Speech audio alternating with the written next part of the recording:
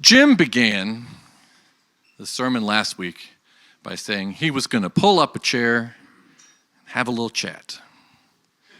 And you'll forgive me if I take a slightly different posture. Just a second.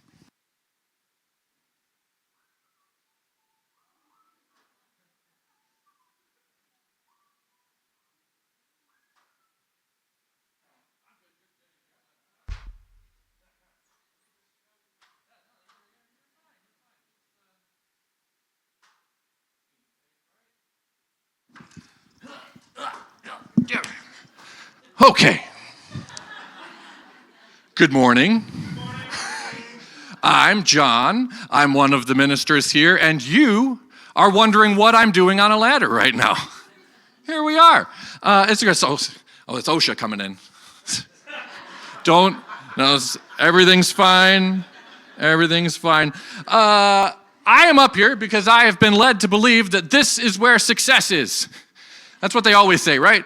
Climb the ladder. So here I am. I'm up here. Now what? No. What is success? We think about this a lot in our world and in our lives. What is it that makes for success? And we'll talk in a minute about what that means for the church. We think about business. What does it mean to be successful in business? We talk about maybe profits. We talk about brand recognition. Do people know your name? Do people want to buy your product? We talk about market share. Are you further ahead than your competitors? As a person in business, we might think about being promoted or getting the raise or moving up. It's all about the ladder. Personally, in our personal lives, as we think about keeping up with, the Joneses or the Kardashians or whoever we're keeping up with these days. I can't keep track. Do you have the house? Do you have the bank account? Or maybe it's not even, you're not that deep into it. Maybe you just want financial stability. Dawn, I can pick on Dawn because she's not here. She might be listening online, so I'll hear about it later. But Dawn likes to say, I don't need to be rich. I just want to be able to add guac without checking my bank account first. Maybe that's it. Maybe that's what success is. Maybe it's fair. Whatever it is, we're always climbing. In all areas of our life, it seems like we're climbing. We want to be successful. You got to climb. You got to take the next step. You got to move up. Success is defined in so many ways in the world around us by power, by position, by privilege, by recognition, driving engagement. Are you getting the likes or the clicks or the views or whatever? And our mission in business, our missions personally, our mission in our family or wherever, is what gets us there. That's how we know we've arrived at success. You go on mission and you succeed, or you don't. But what does that look like in church? What does that look like in our faith? What does that look like in our pursuit of Christ as we develop more committed Christ followers? What does it mean to be successful as we go on mission with Jesus, which is what we're talking about today? What is it for Lakeshore?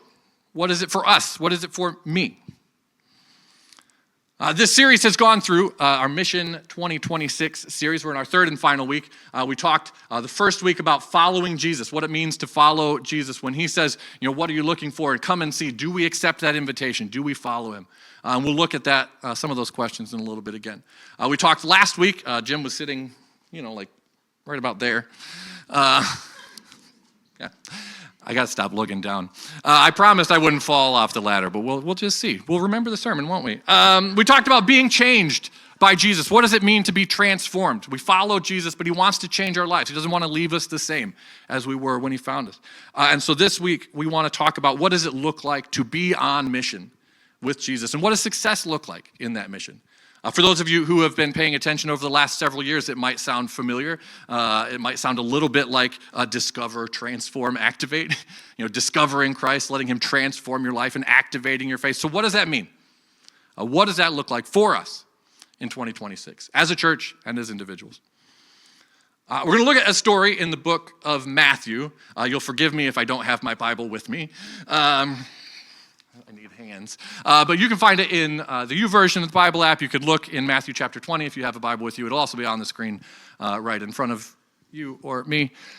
So this is in the context of Jesus' ministry very near the end. The very next chapter is when he enters Jerusalem for the final time, the last few days of his life. So this is near the end of his ministry, and we get this story in Matthew 20, starting in verse 20.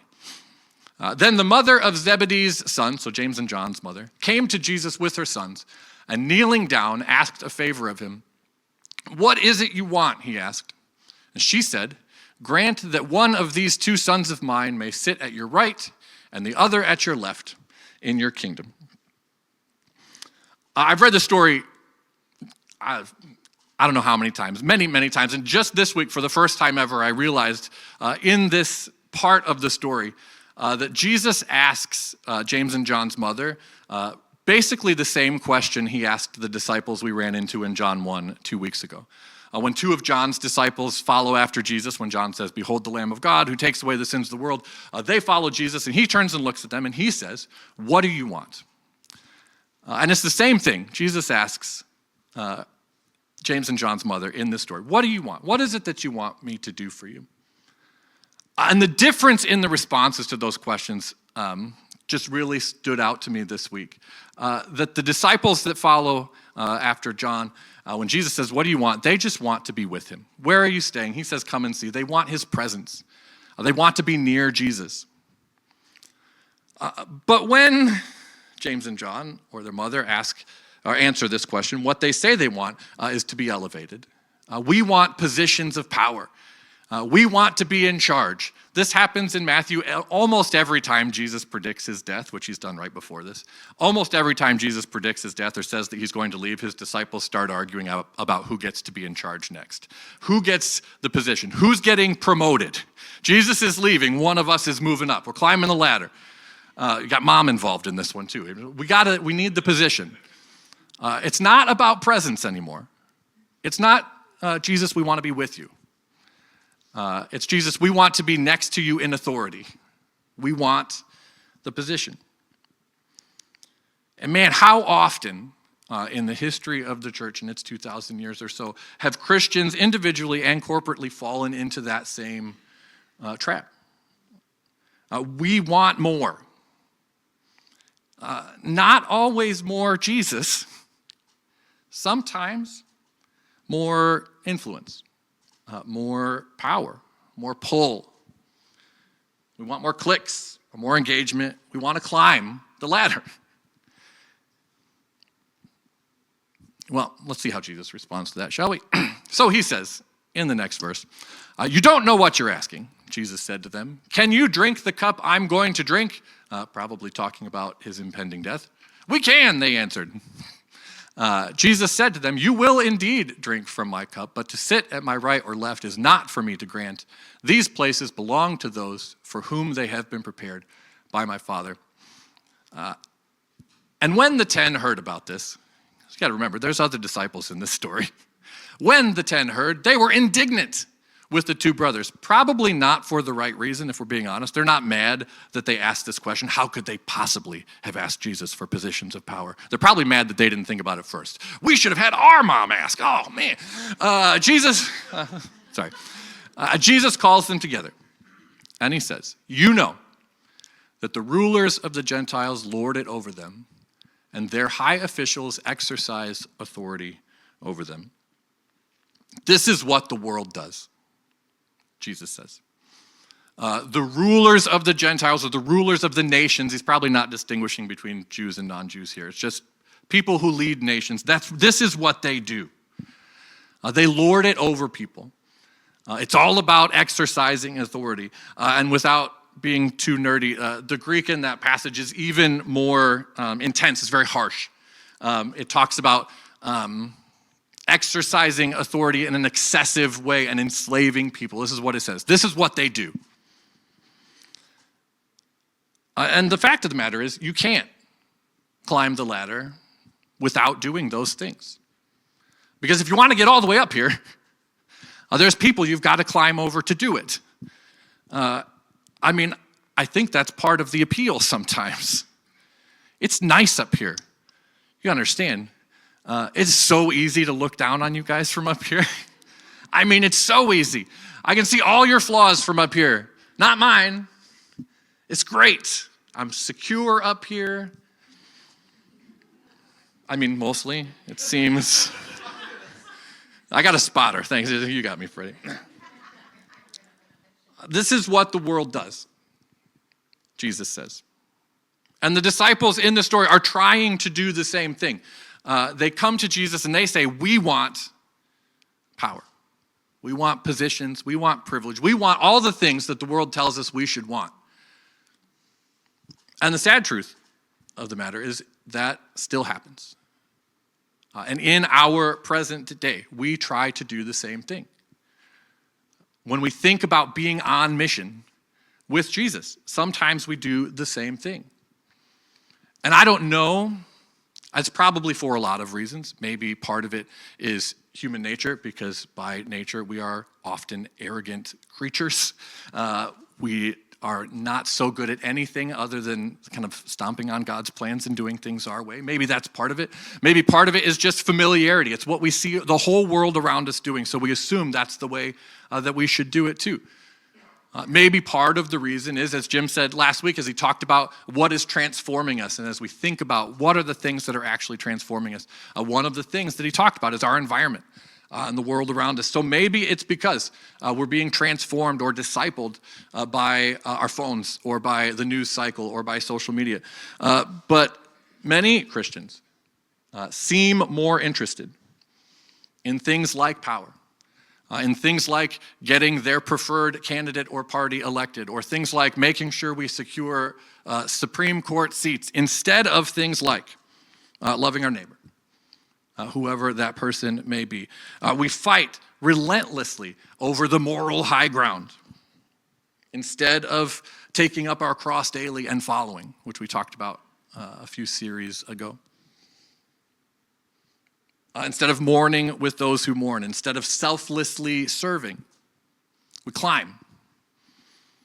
We get so worked up, we get so invested in being right, we forget to be, good. Because in our minds, that's how you win. That's what success is. That's how we climb the ladder. That's how everybody does it, right? That's the mission. Or is it? Jesus says that's how the world does it. And then he says this in 2026. Not so with you. Instead, whoever wants to be great among you must be your servant. And whoever wants to be first must be your slave.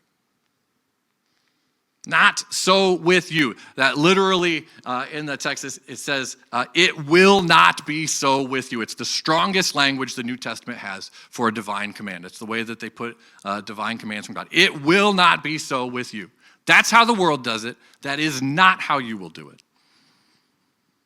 So here's the mission for 2026 from 2026. Ready? Get off the ladder. I'm going to do it right now because my legs are starting to fall asleep. Get off the ladder is the mission. I'm going to sit on it for a minute. Thank you. No, it's good for now.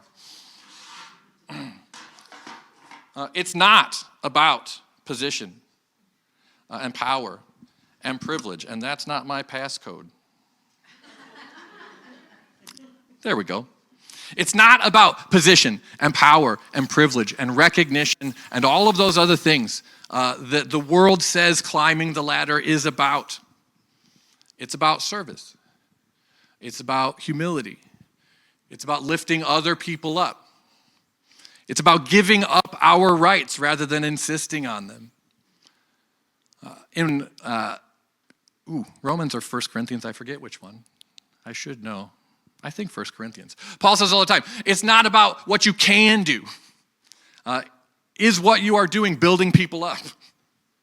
Those are the types of questions that we think about. Mission begins, being on mission with Jesus, begins when greatness and success and winning gets completely redefined. And it's not just a sneaky way. This is maybe a pet peeve of mine. I'm increasingly suspicious of people taking passages like this and using terms like servant leader, because I don't see the word servant leader in the Bible. I just see the servant part. And I think sometimes we take this language and say, no, we can be a servant, and that's our sneaky way of climbing up the back of the ladder. I will not be doing that. It says right there not to. That it begins when our desire for greatness is replaced with something else. Not our path towards greatness, but our desire for greatness gets replaced with something else. That's the mission. Get off the ladder and take up your cross instead.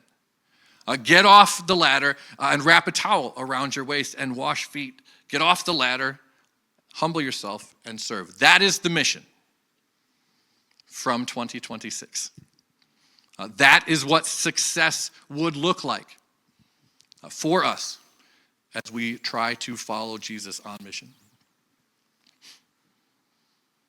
Jim said last week that we're shaped by the stories that we tell. The stories that we believe are one of the things that impacts how we are transformed, what we are transformed into. We're shaped by the stories that we believe, the mindsets that we embrace, that we embody. That is what is transforming us. And there is a prominent mindset that has made its way into the church, and I'm not entirely sure where it comes from, whether we call it worldly or call it political or whatever, but this mindset that says there's always a battle to fight. There's always something to get defensive about. There's always someone to fear, some enemy to defeat. There's always someone that we should be against, and our mission becomes us versus them. And I just don't see that in Jesus. I think the mindset of Jesus says there's always a stranger to welcome. There is always a neighbor to love, an enemy to forgive. There's always an opportunity to make peace. There's always someone else to serve. I don't know when it became about defeating enemies instead of loving them, which is the thing that Jesus tells us to do to our enemies. We're not here to fight them, whoever they are, but to serve them.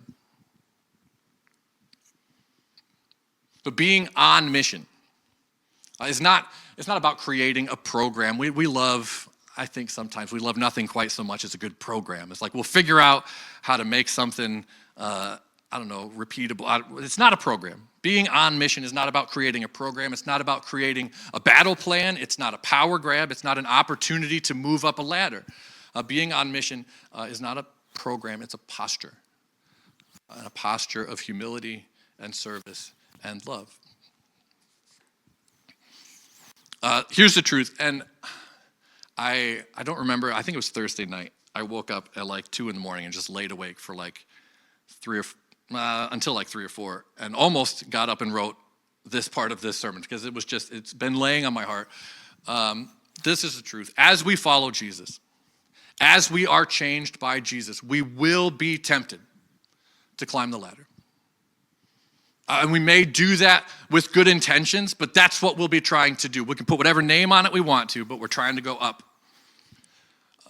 And we may reach for privileges. We may reach for recognition or for security or for a platform or for power or a following or whatever.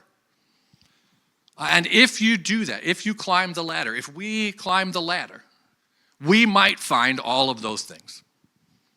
Power, position, whatever. But what we're not going to find is Jesus.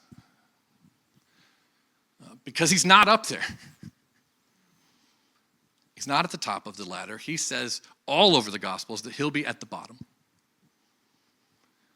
At the bottom of the ladder with all those people who the world has climbed over in its rush for greatness or success or to win. He'll be at the bottom with the poor in spirit. He'll be at the bottom with those who mourn and the meek. He'll be at the bottom with the merciful, with those who hunger and thirst for righteousness and justice, with the peacemakers and the persecuted. That's where he'll be.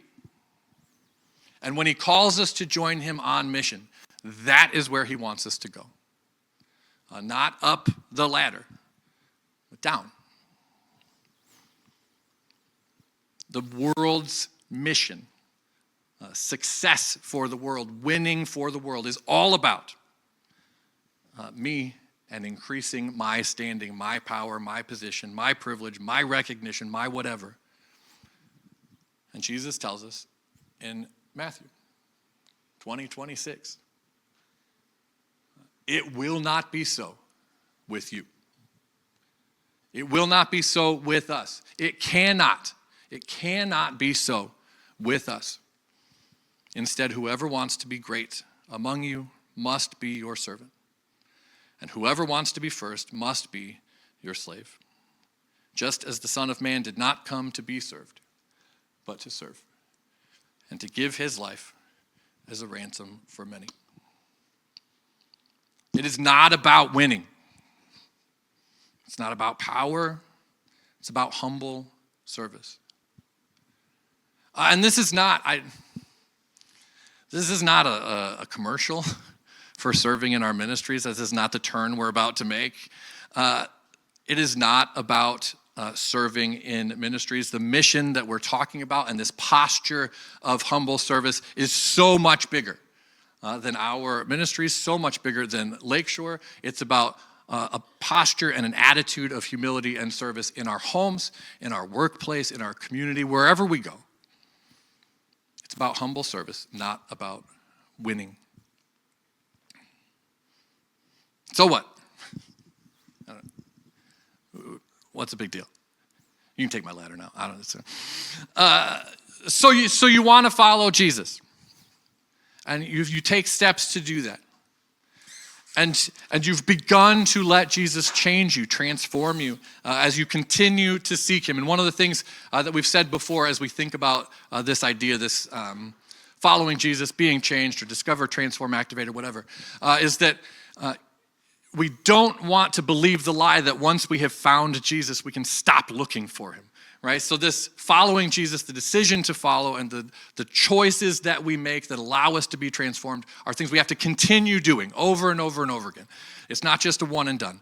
So you want to follow Jesus. You've begun to let him change you as you continue to seek him. And you want to join him on mission. You want to climb off the ladder. So how do you do that? How do we even start?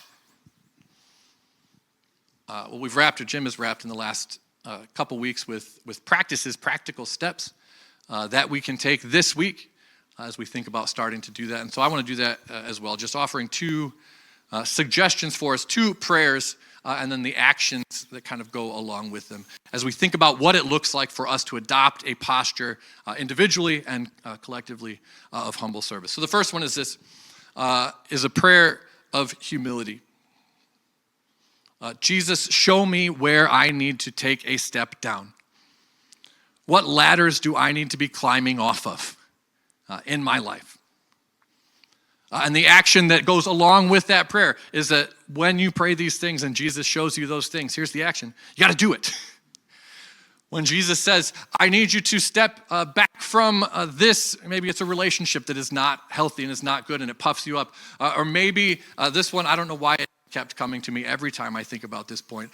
Maybe it's someone you need to ask forgiveness of. So many times, I can't speak for you, but so many times personally, as I have climbed the ladder, whether I did it on purpose or not, I've walked on a lot of people.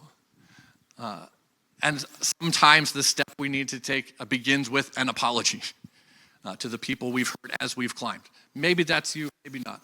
But whatever it is, the prayer is, Jesus, show me where I need to take a step down. And then to act on that when he shows you those places and those things. And the second prayer is this, and Jim shared this with me, I think, a week or two ago, and I really like it. The prayer of availability. Jesus, make me interruptible. Oh man.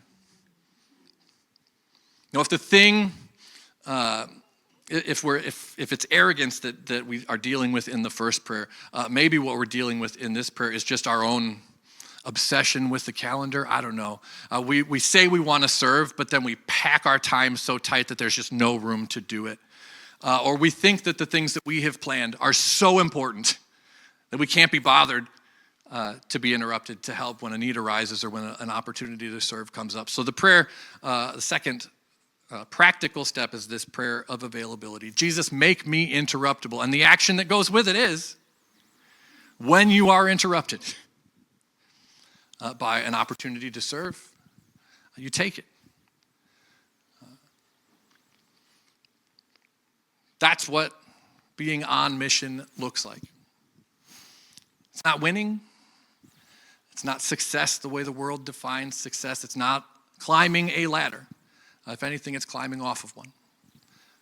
Taking a posture of humble service as individuals and as a body together as we strive to be more committed Christ followers.